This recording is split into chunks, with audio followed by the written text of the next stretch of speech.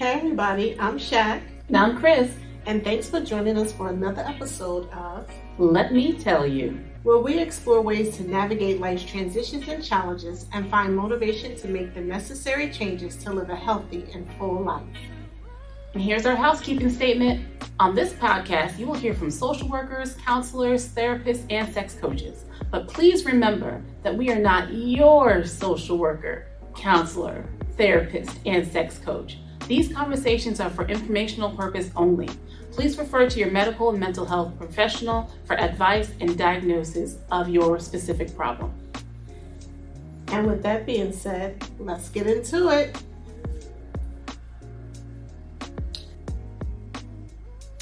Let me tell you about how to keep a spark in your relationship. Ooh. Thanks for joining us for this special edition of the relationship. No, you gotta speak more soft and sexy. Okay. Thanks for joining us for this special edition. How to keep the spark in your relationship. I feel like it should have like smoke. Yeah, right? And some lights. Something. I might have to do a special live for this one. Yeah, we'll have a like how to keep the spark. And we should get you in the mood. It might, you know that song. This is what I do to get you in the mood. All right, we over here messing around. Listen, for real. As your friendly neighborhood sex coach. One of our listeners wrote in and asked us if we can talk about how do you keep a spark in a relationship? That's a good daggone question. So you know what I'm going to ask? What? How do you keep a spark in your relationship, Chris? Me? No, the other Chris. The other Chris over there on the other side of the room. I'm getting blindsided. Hey, Chris! Come over here. How do I keep the spark? Okay. So these are things that I try to do. Is everything super successful? Not all the time, but I try to do new things. Because usually when we do a date night, we're going to the movies, we're going out to eat. That's like our go-to date night. Mm-hmm. But I was talking to my husband the other day. It's like, why don't we do something different? Let's do something different. And he was like, okay, well, how about, go to New York and go to one of those, we can go to one of those fancy restaurants and then maybe go to a show or something like that. I was like, that sounds good. Mm-hmm. So when we doing that? I'm still waiting all that to happen, but I believe he said when it gets a little warmer, we're going to go. So, that's what, something to look forward to. And stuff like that. What else? Sometimes we try, to, huh? Oh, I thought you said sometimes we try, to do different things. Oh, okay. Do different things, in the bedroom or whatever. Sometimes that happens, just trying to get a little, it's really about, the spark is really just like doing things that's out of your routine, like out of the mundane. That's good. Something new, do something new. Even if you might not like it at first, once you do it, you might like it. Yeah. You keep it interesting, you know? I think what happens in relationships is that we become too familiar. I think I almost said it. We become too familiar with each other. We get super comfortable and we get into what you said. We get into those routines. And so something I wanted to bring to this conversation is that the biggest sex organ in our bodies. Cover your kids' ears now. Oh, listen. This is a steamy type of conversation. If your children in a room, or if your children are in a room, please go to a different room. We might get down and dirty today. Oh, no. Tonight. Maybe not. Just a little bit. Not too much. We're really building up the anticipation right now. If you take me there, I might. But I'm going to try to keep it clean for the most part. Keep it clean. Yeah. So the biggest sex organ in the body is the brain. The brain? It really is your brain. Okay. Yeah. Okay.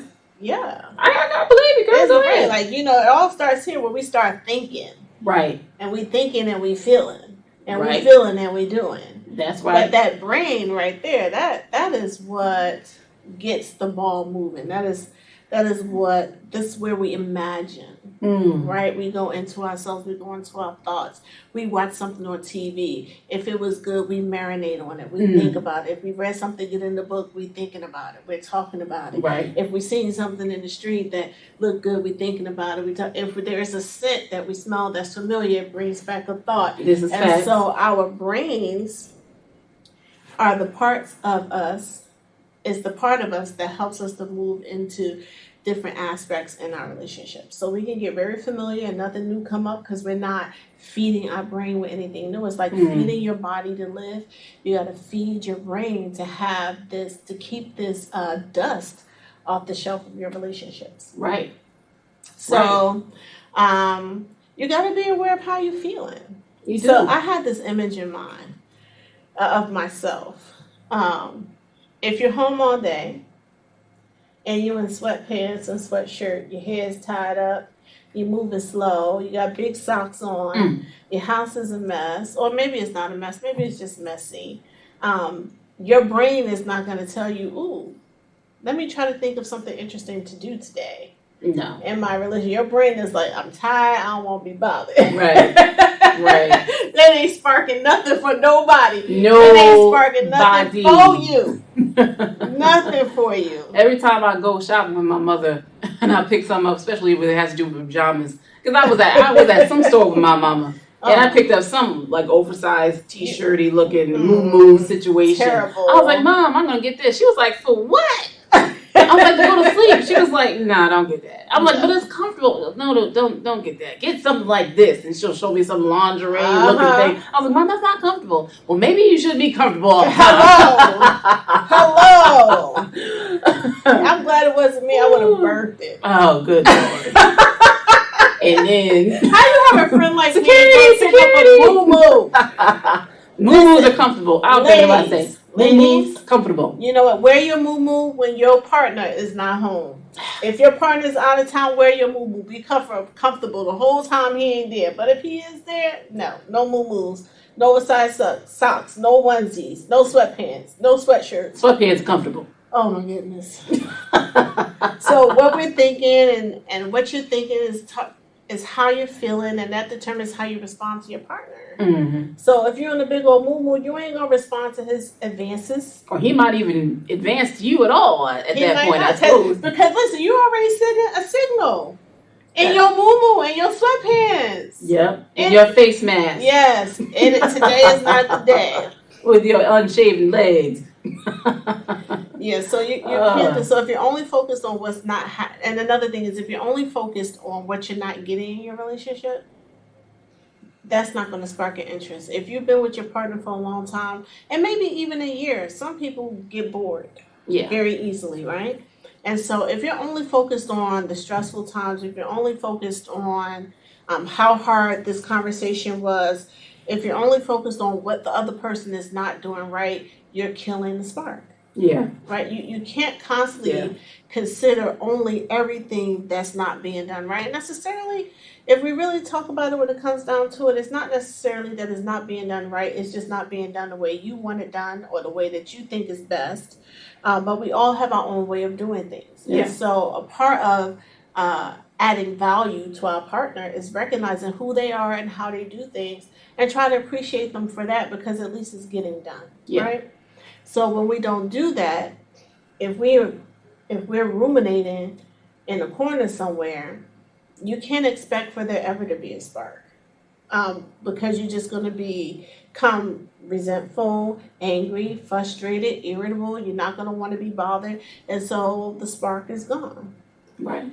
I was going to talk about this later. I was going to bring it up, but I think that's a good place to say forgiveness is so important. If you want to maintain a spark in your relationship, you have to be willing to forgive. I know it just got real serious real fast. Real fast. But this is serious because there are a lot of relationships failing. There are a lot of people getting divorces. This is true. There are a lot of people who are cheating on their partners. So you have to be willing to forgive your partner and really forgive them. Right? This is the thing, right? You have to give yourself an opportunity to what? Reflect on yourself. and how you feel about what happened. And be real about what happened. Don't be one-sided. Don't be what I thought and I wanted and they didn't. Be what did I add to this situation? Right. How can I add to make it better? And a lot of times that simply is forgiving your partner or asking your partner for forgiveness. Because once forgiveness set in, then you free yourself of all that anguish, all that frustration, anger, irritability, and now you're able to let some good feelings come in. So you got to make room for those good feelings. You really do.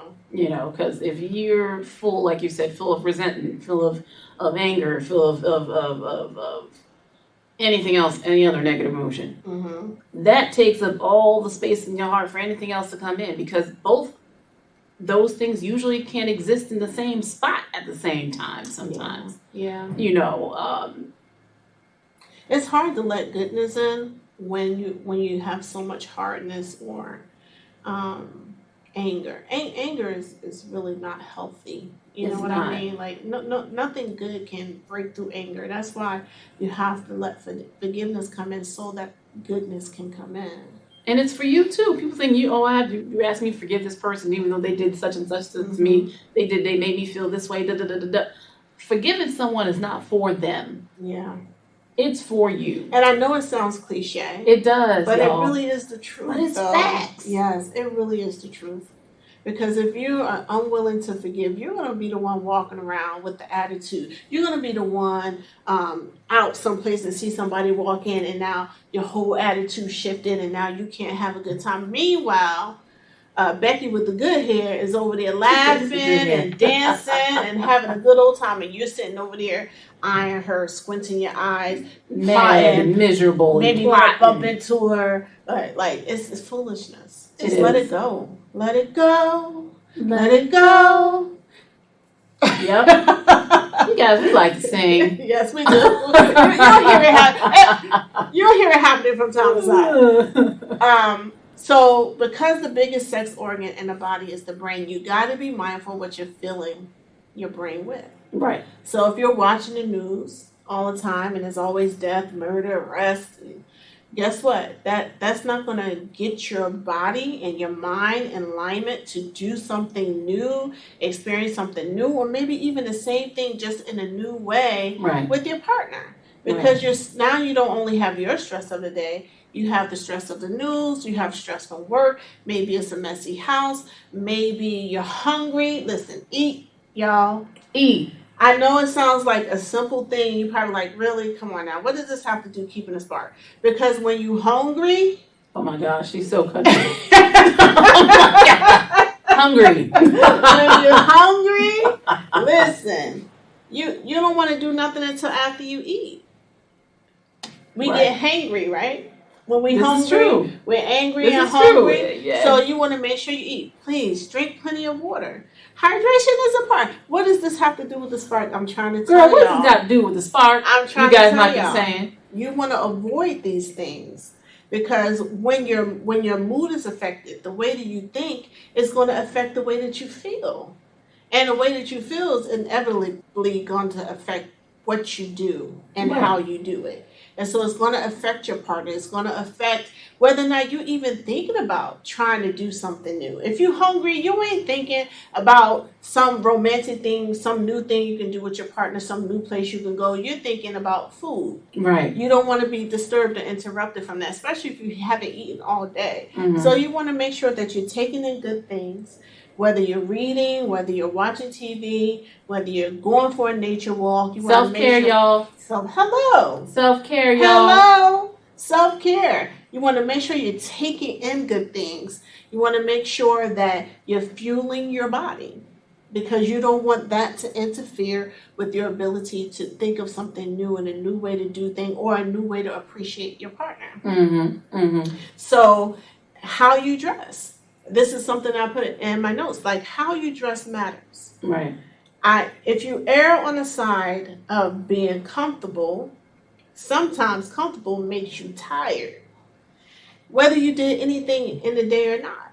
Mm-hmm. And so when your partner wants to come and try to encourage you to do something new or encourage you to be intimate or have sex, you're not feeling it because you're tired. Yeah. But you're dressed like you're tired. You know that old adage, if you look good, you feel good. Right. So if you like walking around looking frumpy, you ain't going to feel like doing nothing. Another thing for all my people out there who have poor body image.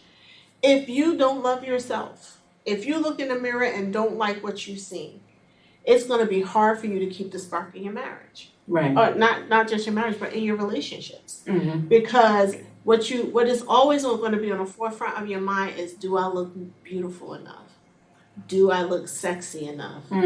Do I look yummy enough? And your partner's just like, I love you. Like, of course you do, but you look in the mirror like, So the moment you start thinking negative about yourself, it'll kill any and every opportunity you have to ignite a spark in your relationship. Yeah. So be careful what you're taking in. Remember, the brain is the biggest sex organ. So we talked about comfortability and being willing to forgive. Remember that you love this person you're with. You got to remember that you love them. You're with them or you're enjoying them. So you want to remember that, hey, I chose this person and this person chose me. And think about the why. Oh, yes. Why did you get with this person in the first place? Hello. What were those qualities that attracted you to this person? And usually those qualities still exist. And if they don't exist, you might need to dust them off and revive them. Hello, dust them off. I tell my husband all the time, when we were dating, he used to give me foot massages whenever I asked for them. I actually, first of all, I didn't even ask him at first because I always was very subconscious about my feet. But he was giving me foot massages. He used to rub my shoulders. He used to cook for me every time. He made me brownies. And, after marriage, some of those things disappeared. Yeah. And I'm sure, if you've been with someone for a long period of time, I'm sure it's not like they're purposely not wanting to do those things. But sometimes, you just let remind, like, remember when you used to do this? I wish you would do that stuff again. Yeah, because those things made you feel what? Desirable, wanted, loved. Yeah. Worthy, whatever. Throw whatever word you want to put in there. Yeah, fill in the blank, right? Because feeling desirable, feeling worthy, feeling loved, it already ignites a spark. Right. You're already like, I want to do something for this person. Exactly. I want to experience something with this person. I want to go somewhere with this person. I want to give this person a good sexual experience. I want to give I want to be very intimate with this person. Then laying naked in the bed is not off the table. Right. Sometimes it's just being able to do that. But if I don't feel desirable, if I don't feel worthy, if I don't feel like you want me anymore, on top of how I already feel about myself, then it's going to be hard to keep that spark. And I know being a woman with 5 children, my body has changed.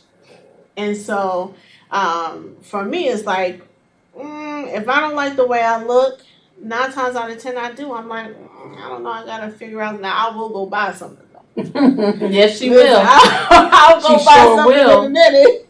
She sure will. I'm like, well, I don't like the way I look, but if I put on this thing right here, snatch it up. Yes, hello. Totally changed my mind, and I'm in it to win it. Yep. I try not to stay there too long because when I was of a smaller size, I love wearing lingerie. I would wear lingerie to bed, and my dorm mates, who are some of my really good girlfriends, they would attest to this. I would go to bed in lingerie, and they'd be like, What you wearing that for? I said, I like to look good when I go to bed and smell good. So I used to take a shower. I used to put on my Bath and Body Works peach or pear. And I'll put on my little yellow or pink or green little lingerie. And I'll walk around the room. Let me tell you, they all started doing it. Yeah. Because it makes a difference. You feel good when you look good. Yeah. You lie down at night and you wake up in the morning, and it was for nobody. Yeah. It was just because I liked it, and I liked the way I felt when I did it. And so I do try to keep a lot of that even still now. After 5 kids, I still buy a lot of lingerie because I want to feel good. Yeah. So that I can look good. And then when I'm doing that, then I can engage in other things with my partner. Mm-hmm. You too, right?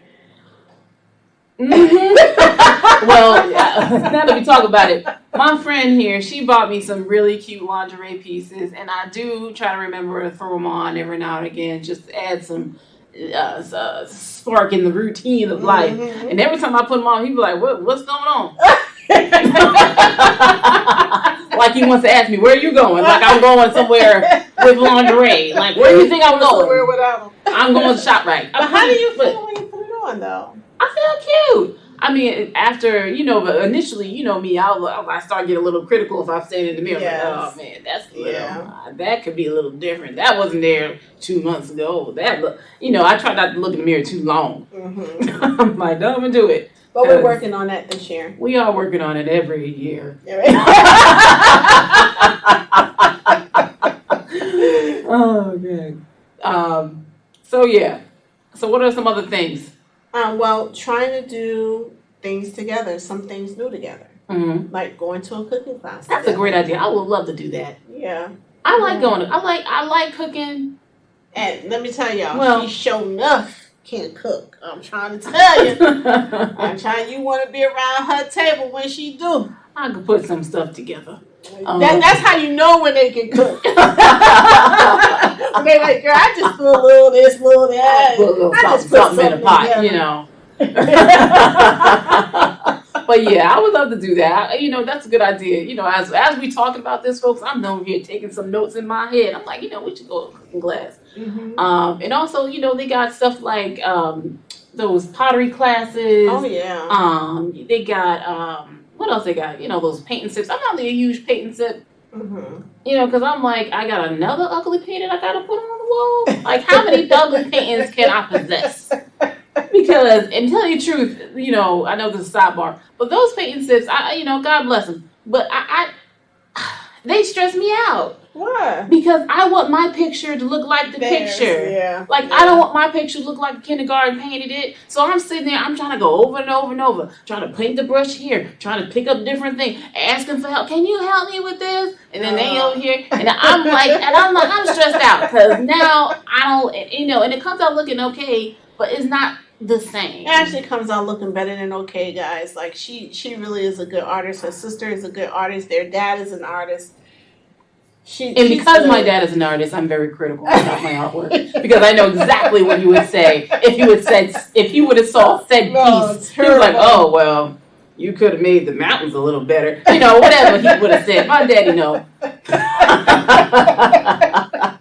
Well, for all of us with the untrained eye, it looks really good to us, and I feel like a lot of times we're just trying to recreate the way she's done it. So then there is that. People who always try to downplay, they're pretty good. Mm-hmm. For all my feminine humans out there, we talked about this a little bit, like wearing something sensual, like trying to do things that you would not normally do. Right. That's maybe not too far outside of your scope. Like I'm not trying to challenge you to go completely left, but I am trying to challenge you is to step out of routine. Yeah. Wear something that you probably would not normally wear. Go someplace that you probably would not normally go. Do something that you probably would not normally do, like ride on a motorcycle. I know a lot of us think, oh, that's dangerous, but could it be fun? Can y'all do a motorcycle riding class together and learn how to ride bikes? Now, you may not actually ride one. That. Yeah? I don't know about I would love it, but he would love that. Is that a thing? Motorcycle riding class? Yeah. I didn't even know that was a daggone thing. Yeah, you gotta, just like if you go to a driving school, learn how to drive a car. Yeah, but that's like official. Like I'm talking about for fun. You make it fun though. You make it fun. We're learning how to ride bikes together. Now I'm gonna get a little sexy. Role playing. Go out and be complete strangers. I would love to do that. Do something on a dance floor that you yourself would not normally do. Like dropping it like it's hot. like rubbing in places you probably wouldn't normally rub, where nobody else can see that you're rubbing, but you know that it's rubbing. Scandalous. And nobody can see it. I'm just saying. Scandalous. She talking like she did this before, y'all. Listen, it's so much fun. It's so much fun. There's a lot of things that I want to try that we haven't had a chance to try yet, but I'm looking forward to it. Oh, okay. So be more playful. Mm. You want to keep the spark. Be more playful. If you're concerned more about safety, the bills, the wills, the meals, the kids, and the future, you're less likely to play. Yeah. So you got to learn to compartmentalize. Put all of those things in one box over to the side so that you can enjoy some playful time with your partner. Yeah. And that's not always just in the bedroom again. Like, I would assume that this person, like, how to keep the spark, like, talking about sex, but we're just talking about how to keep the spark in a relationship and in the bedroom or in the car or, you know, outside under the tree in the park. Okay. Or maybe in the hot or tub on the beach. or in the pool. Or in the movie theater. Or in the movie theater. Or in the restroom at the restaurant. Yes. Or in the high club. Hello. Or on the train. Or on the bus. Wherever your heart desires. Don't limit yourself. But stay within what? Your own boundaries. Yeah. Okay. And the legal boundaries, I suppose. Well, you know, I challenge some of them. Oh gosh. I have. I can't share that because I didn't get permission to share that. But you know, maybe you'll have a date night in your car. Date night in your car. There's a commercial that actually comes on.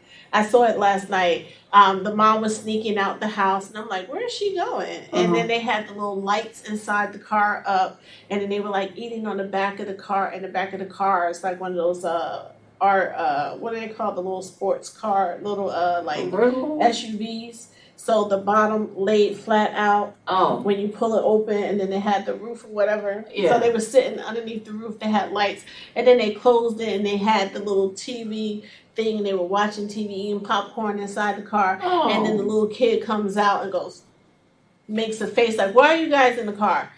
Now, I would recommend maybe, you know, do it around the corner just in case you have a situation like that. But for the most part, you know, if you have children, your kids go to bed, that's a good time for you guys to reconnect. Honesty is the best policy. Yep. You have to tell your partner what you want. And there's a couple of ways to do that. But before you can tell them what you want or tell her what you want, I know what you're about to say. Say it. You got to know what you want. Yes. You gotta know what you want before you tell somebody what to give you. You gotta know what you want. If this is a real song, I don't know. Before you tell somebody. That's my song. Oh, you made that up.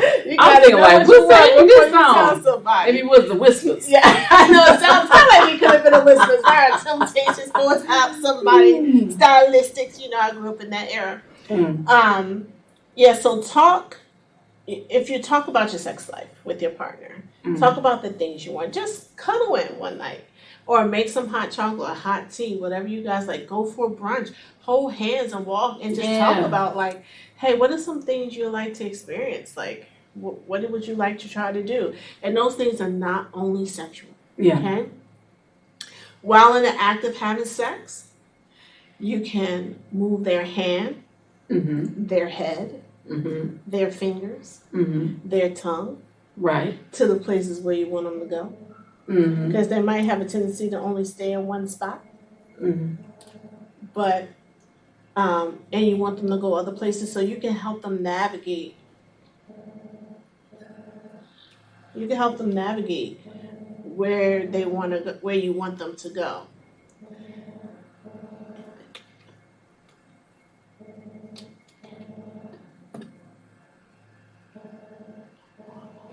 You can use your sexy talk.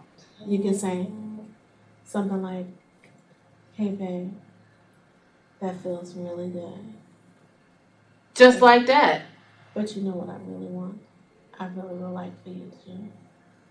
And, you know, and say it in their ear in a way where your lips are, like, touching their ear a little bit. or like you're up against their neck just a little bit, Mm-hmm. but you're saying it softly and sensually, it'll drive them crazy. I'm just trying to tell you that sex is okay. And first of all, they'll look at you like, what? Where'd that come from? Ooh, I want more of that. Can you do that again? So there are many things you can do. There are many things you can do, many new ways that you can keep the spark in your relationships. There are some huge barriers too, like shame and fear. Yeah. So if you're plagued by shame, which can make you feel worthless or unloved, it'll be hard for you to come up with new ways for how to keep a spark in your relationship. Yeah. And you have to work through that. Fear keeps you from moving forward. So shame just prevents you from coming up with ideas because you're fearful of how the other person may perceive you. But fear keeps you from doing anything at all. Shame, at least you're thinking about it. Mm-hmm. Now you may have some feelings or emotions that may be stirred up and considering how the other person may respond. Mm-hmm. But fear altogether is like, nope, not even thinking about it. Nope, it's just not even going to go. Nope. And so then you don't even try to do anything. Right. So we got to work through shame and work through fear so that you and your partner can move together in the same direction. And you got to get triggered. Get triggered. Get triggered. Listen. In a good way. Yes. You got to cue your environment. You got to set up your environment using your five senses. Sight. So we're not going to walk around in the moo-moo. We're not going to walk around in the onesie. And ladies, you know, this is something my sister does. And when I'm there, she doesn't. All her stuff is really short. Like her robes, they're like come right up underneath the butt. She got a little silk robe. And I was like, you know, I'm going to get me one of those. But I'm comfortable too, so I'll get one, but mine's is thick. Because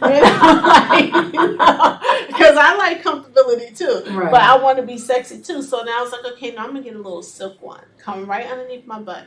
Or I'll wear like a onesie, but it's a short one and the little butt cheeks hang out a little bit underneath. Why? Because it's still tantalizing to the sight. It's still like, oh, okay, I see you. Now you're watching me. That's what I want. I want my partner to watch me. Mm. I want him to see me, you know, when I'm in the room and out of the room, going in and out. Hearing. Yeah. Right? I'm not going to be yelling. Nope. I'm not going to be complaining. I'm not going to be talking down to you because I'm going to remember why I chose you in the first place. Right. Right? Taste. Right? So let's just eat. Eat something that feels good. Do it together. Yeah. Share something. Me and my partner, me and my husband, we share a piece of cake all the time. I'll buy one piece and we'll just eat that together, or we'll buy one meal and we'll share the meal, and that is our date night in our bedroom. Oh, isn't that precious? Touch. Please remember to touch your partner. I can't express to you. We're gonna do a whole segment on touch. Mm-hmm. How vital to life touch is. Right. It is very important that you are touching your partner and not just like tap or hey dude, what's up? No, that's not touching. No. That's patting, right? So you want to do a nice soft touch. From all my feminine ladies out there, touching your partner's behind is okay. Caressing your leg is okay. If he likes it, yes. Give permission. Oh, that's a whole nother, consent is a whole nother thing. But if he likes it, you know, if you do it one time and you learn that he doesn't like it, then you know it's a boundary. Because if he don't know and he never thought about it because you never did it before and you just playfully try, now you can find out what a boundary is, right? Right. And I wanted to add to that, and like Shaq said, you know, touching throughout the day. Like, you know, just rubbing his back or putting his arm on your waist, or you touching him, or you putting his arm around his waist, or you hugging him from behind, or hugging him from the front, and doing little kisses here and there. Doing that from in the morning all the way to the evening to kind of get you ready. Yes. You know, because that makes you feel good. Like, it makes you feel loved. It makes you feel seen. Yes. And now you try to get in the mood. So when either of you do initiate, you know, some intimacy, you've started the intimacy early in the morning. Yeah. You know, it starts early in the morning. It don't start 2 minutes before y'all get in bed. It starts all day. Yes. I don't know about you guys out there, but another way to start the intimacy is when you lay together in bed at night. I recommend doing it naked, unless ladies, you got that other thing going on. But even with that other thing going on, wear something, sexy. But I know we worry about leakage sometimes. Um, plan for that. Plan for the leakage, okay? But you still, even during that time, because we can not. Sometimes we don't want to be touched during that time, but it don't have to be a sexual touch. Just that I love you. We still close. You want to always try to remember to reconnect. That's the most. This is what curing your environment is. It's just reminding you to reconnect, and then smell. Fill your house, your home, your bedroom, whatever it is, with things that activate your senses, right?